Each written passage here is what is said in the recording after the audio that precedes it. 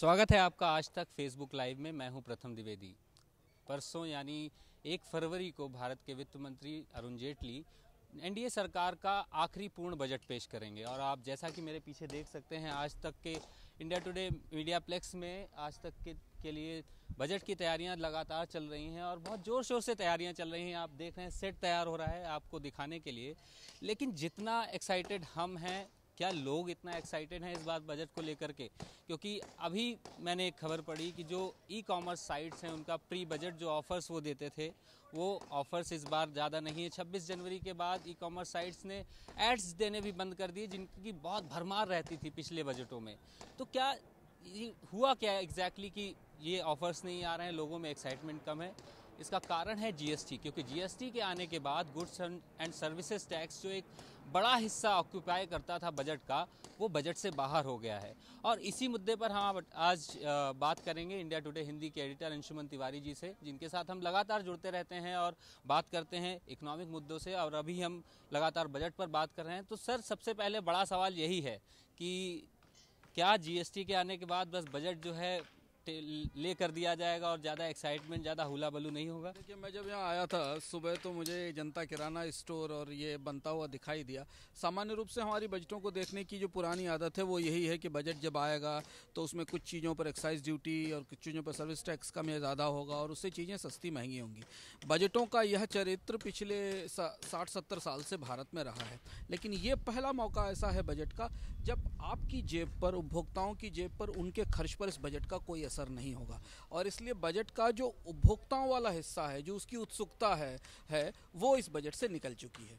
और इसकी वजह यह है कि सरकार के रेवेन्यू में भी जो 40% के आसपास का हिस्सा है सर्विस टैक्स का, एक्साइज का, और हमारे आपके कंजम्पशन में भी, पूरे कंजम्पशन पे, हमारी पूरी खपत पे, उपभोग पे, चाय की पत्ती से लेके कार तक और यात्राओं तक जो टैक्सेस लगते हैं वो सारे टैक्सेस बजट के दायरे से बाहर चले गए हैं।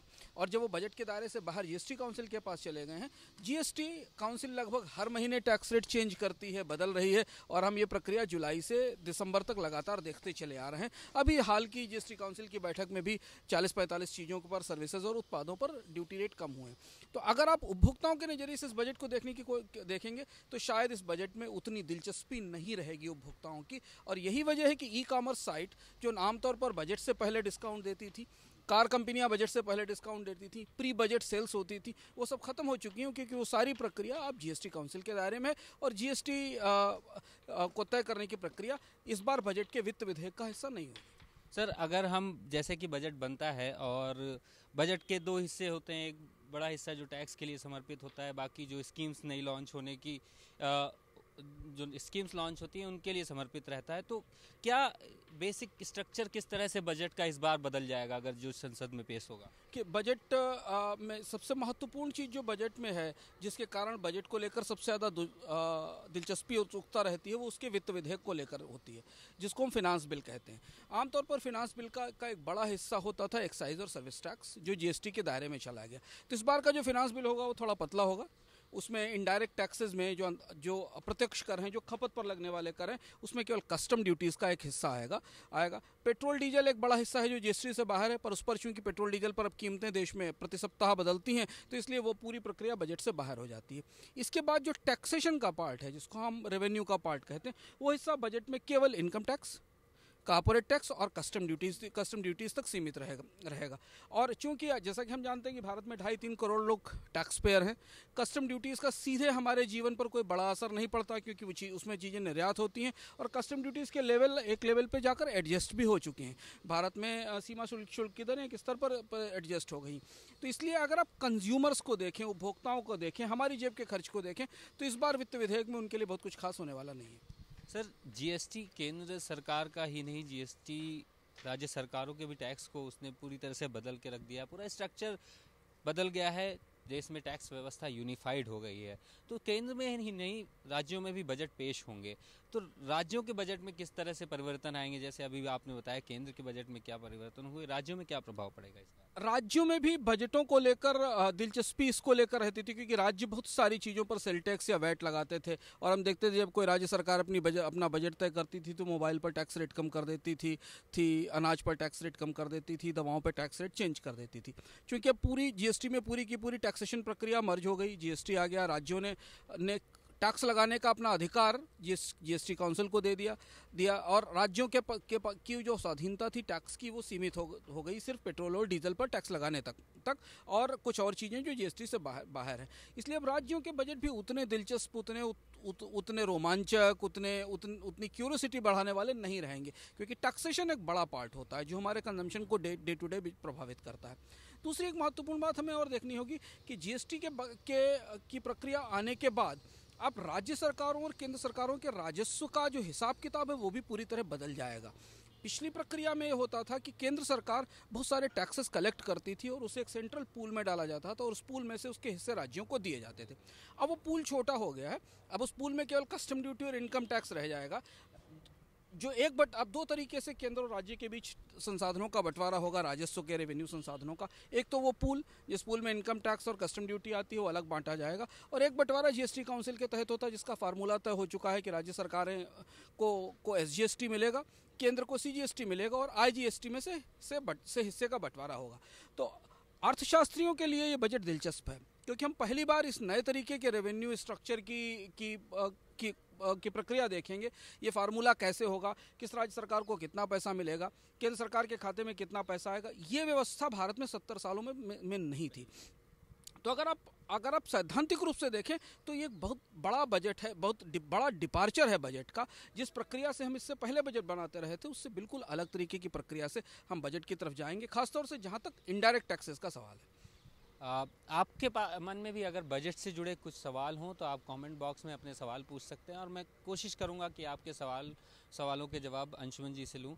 सर, आपने जैसा अभी मेंशन किया कि अर्थशास्त्रियों के लिए बड़ा दिलचस्प बजट होगा, और आपने जो ब्लॉग लिखा है डेली ओपर जो हमारे ओपिनियन साइट है उसमें भी आपने मेंशन किया है कि this budget will be more interesting for the economist than to people. लेकिन सर, कई सारी ऐसी चीज़ें अभी भी बजट में होंगी जो एलोकेशंस है डिफरेंट सेक्टर्स का, स्कीम्स के लिए एलोकेशंस, तो वो अभी भी इंटरेस्टिंग होगा, खासकर किसानों के लिए जो इंतज़ार करते हैं बजट का कि उनके लिए क्या होगा बजट में। और साथ में जो हेल्थ सेक्टर है, एजुकेशन सेक्टर है, क्योंकि ये भी सेक्टर्स मायने रखते हैं कि किसको कितना खर्च मिलेगा, क्योंकि सभी राज्यों से बन के आता है, एस्टिमेट्स बन के आता है, सभी गवर्नमेंट जो संस्थाएं हैं उनसे एस्टिमेट बन के आता है। इसके बारे में थोड़ा बताएं। देख, खर्च के बारे में हमने प्रथम कल बात की थी कि खर्च का एक बहुत बड़ा हिस्सा, बजटों के खर्च का एक बहुत बड़ा हिस्सा राज्यों के हाथ में जा चुका है। और जब से फिनांस कमीशन आए हैं और फिनांस कमीशन ने जो प्रक्रिया बदली है उसमें केंद्र सरकार से संसाधनों का बड़े पैमाने पर ट्रांसफर या हस्तांतरण राज्य सरकारों को होता है।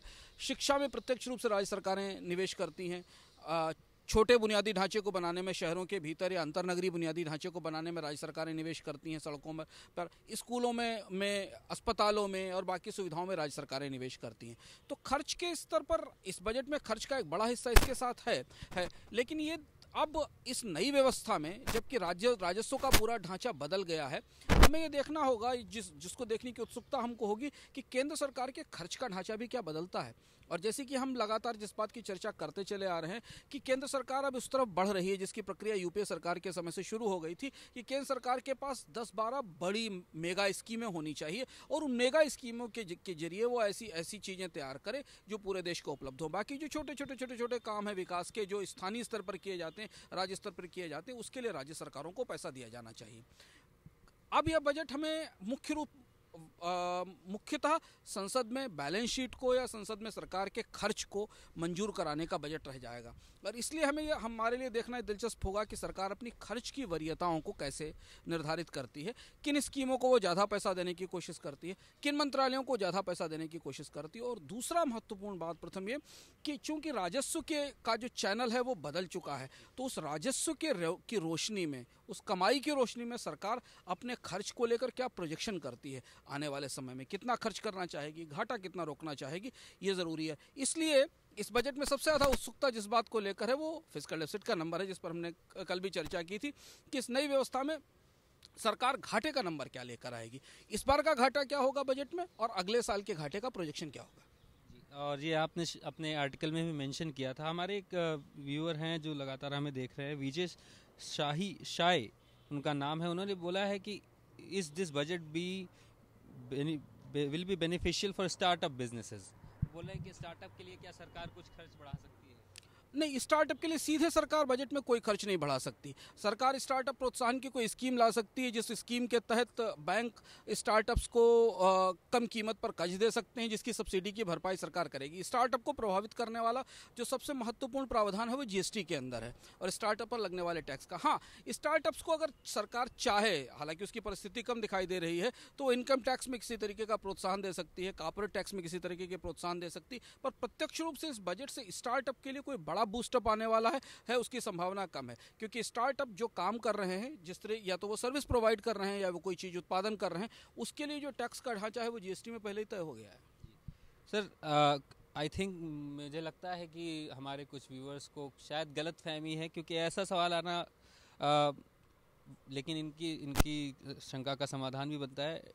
एडवोकेट धीरज चौधरी लिख रहे हैं, क्या बजट एमपी एमएलएज के एक्सपेंसेस में कमी, बजट से एमपी एमएलएज के एक्सपेंसेस में कमी आएगी? नहीं, एमपी एमएलएज के एक्सपेंसेस का बजट से कोई रिश्ता नहीं होता। वो एक अलग कानून है। संसद और विधानसभाएं या राज्यसभा और लोकसभा मिलकर उस कानून पर अलग से चर्चा करती हैं, उन्हें अलग से रिवाइज किया जाता है। हालांकि एमपी एमएलए के वेतन के लिए आवंटन बजट में होता है, क्योंकि उनके एमपी एमएलए के वेतन संसद का जो खर्च है उसका हिस्सा होते हैं। और जैसा कि हम जानते हैं कि बजट में हर विभाग का, संसद से लेकर राष्ट्रपति तक और प्रधानमंत्री कार्यालय से लेकर स्वास्थ्य विभाग तक, हर विभाग का एक अपना बजट होता है, उसकी एक डिमांड होती है, उसकी डिमांड फॉर ग्रांट होती है, उस पर अलग से बजट में वोट किया जाता है। तो एमपी एमएलएज को जो पैसा मिलता है, जो भत्ता मिलता है, जो वेतन मिलता है, वो संसद के खर्च का हिस्सा होता है, लेकिन उसका रिवीजन बजट का हिस्सा कभी नहीं होता, क्योंकि वो चुने हुए प्रतिनिधि हैं। उन्हें ही इस बात पर हक है कि वो अपनी आप सैलरी को किस तरह से बढ़ा सकें। वो बढ़ाते भी रहते हैं और उसके लिए अलग से कानून आता है, अलग से प्रस्ताव होता है, जो संसद के दोनों सदनों में पास होता है,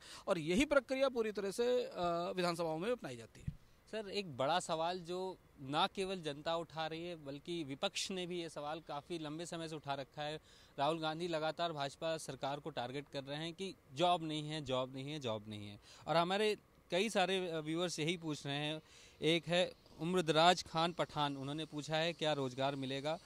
फरमान मलिक, उन्होंने भी यही सवाल पूछा है कि जॉब का क्या है। तो आपको सर क्या लगता है, सरकार जॉब क्रिएशन के लिए एक बड़ा स्टेप उठा सकती है इस बजट में? प्रत्यक्ष रूप से बजट किसी को रोजगार नहीं दे सकता। हमें बजट के मामले में कई सारे भ्रम हैं हमारे अंदर, और उन भ्रमों को हमें समझना चाहिए। बजट प्रत्यक्ष रूप से किसी को भी किसी तरह से रोजगार नहीं दे सकता। बजट ऐसी व्यवस्था, ऐसी प्रक्रिया बना सकता है, ऐसी परिस्थिति पैदा कर सकता है जिससे रोजगार बढ़े।